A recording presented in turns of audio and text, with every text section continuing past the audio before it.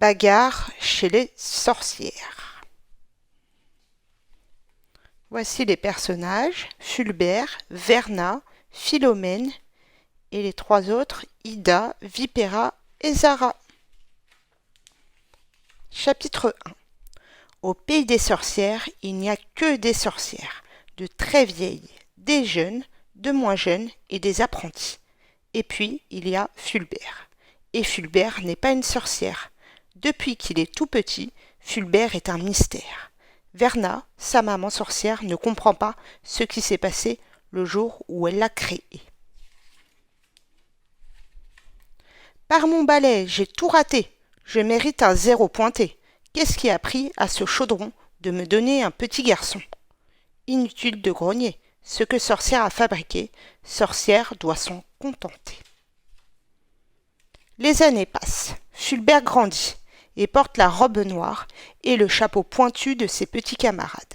Comme Vipera, Ida, Zara et les autres, il devient apprenti à l'école de sorcellerie. Mais ce n'est pas son fort de jeter des sorts sur des poupées. Abracada, zut, je l'ai encore cassé. Ou de préparer des filtres dans des dînettes. Abracada burk, sac à puce, quelle infection! Chaque fois qu'il monte sur un balai, il en tombe sans arrêt. Il faut le dire, en vérité, Fulbert n'est franchement pas doué. Vipera, Ida et Zara se moquent sans cesse de lui.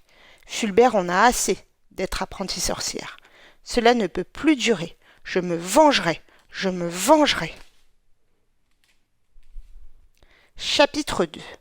Philomène, drôle de petite sorcière aux cheveux verts, a pris Fulbert en amitié.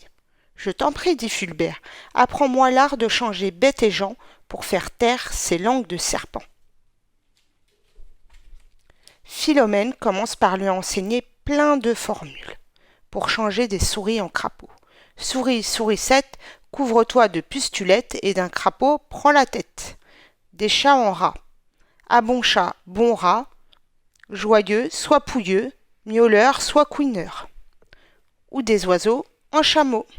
Zozio, zozio, avec deux bosses sur le dos, des poils et un drôle de museau, tu feras un beau chameau. Mais Fulbert s'embrouille. Ces crapauds ont une tête de chameau. Ces oiseaux prennent un corps de taureau. Et ces rats ressemblent à des koalas. C'est inutile, se lamente Fulbert.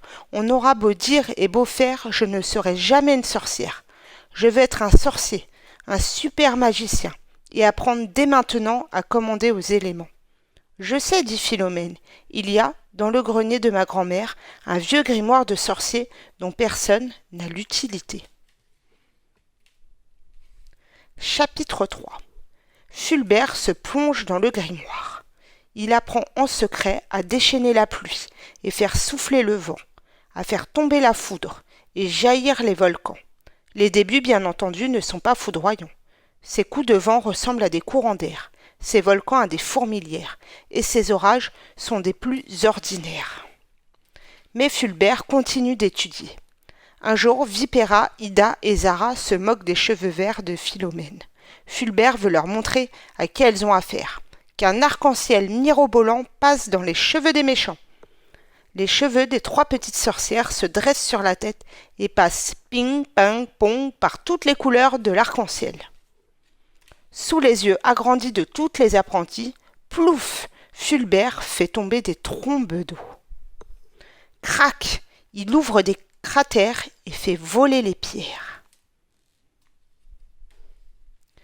Personne ne se moque plus désormais de Fulbert. On admire sa magie et l'on craint ses colères. Fulbert est enfin sorcier au pays des sorcières. Et voilà les enfants, nous venons de lire Bagarre chez les sorcières. À bientôt pour de nouvelles histoires.